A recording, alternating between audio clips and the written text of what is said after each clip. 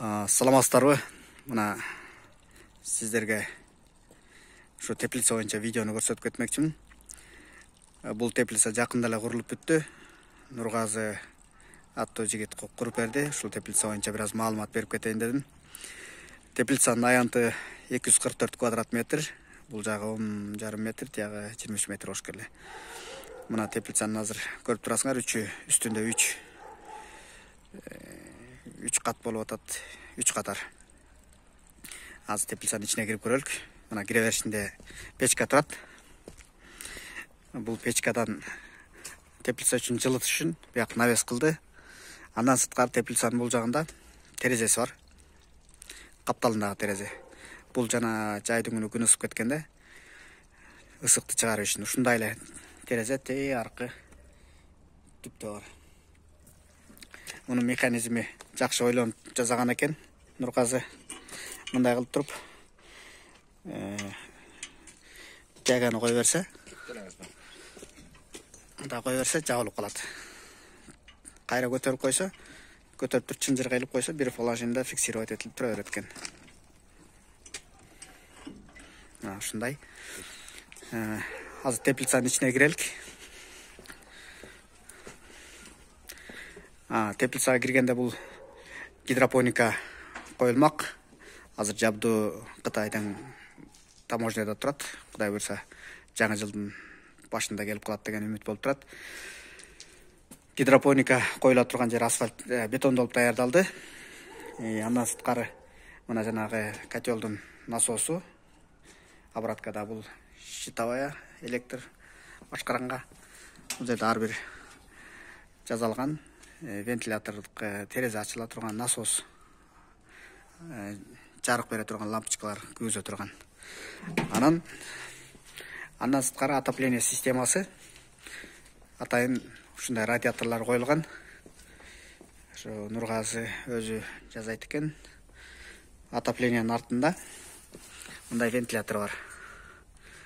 Бул айлап ысык суу келет дагы, бул радиатордон үйлөп жылуулук кылат. Анан вентилятордун баары бир жак катарды караганда, мисалы, азыр мындай караганда оңдон солго айланып атат.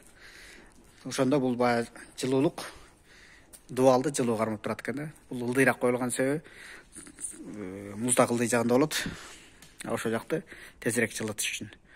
Анан үстүнүн баарын поликарбонат коюлду. Дагы бир артыкчылыгы, карасаңыздар, поликарбонатка астындагы темирден тирөөчтөрү узундан коюлганда, туурасынан коюлган эмес. Себеби дегенде, туурасынан коюлганда жанагы күн ысыкта кыроо пайда болот дагы, суу агып отуруп тама баштайт да өсүмдүктөргө. Бул жерде суу агып келет дагы. Мына бул жерде Нургазынын өзүнүн ойлоп тапкан нерсеси эки жолоп турат. Эки суу ага турган, үстү менен эриген кар суулар агат, астындагы менен жана агып келген конденсат астына топтолот да, ал өзүнчө чыгып кетет. Анан мына теплица дээрлик даяр болду.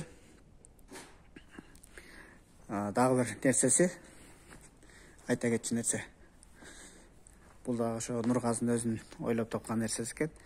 Мына терезелер, үстүндөгү терезелер, бул вентиляция кылыш үчүн.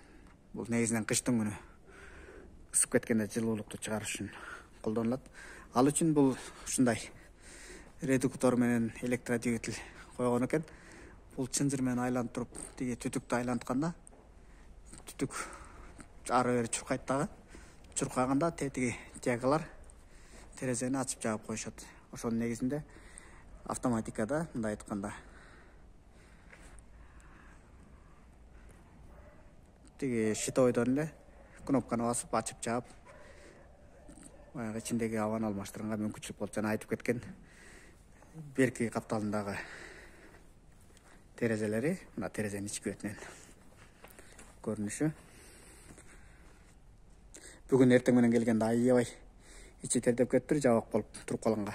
Бирок мына 2 саатын тегергенде ичи дээрлик кургап калды. Бир жума ушундай турса, ичи кургак эле болчудай. Мына үстүндөгү көрүнүшү, жалпы көрүнүшү. мына ушундай поликарбонаттан теплица курулуп бүттү. Поликарбонат өзү российский экен, 12 жыл завод гарантия берип кепилдиги менен.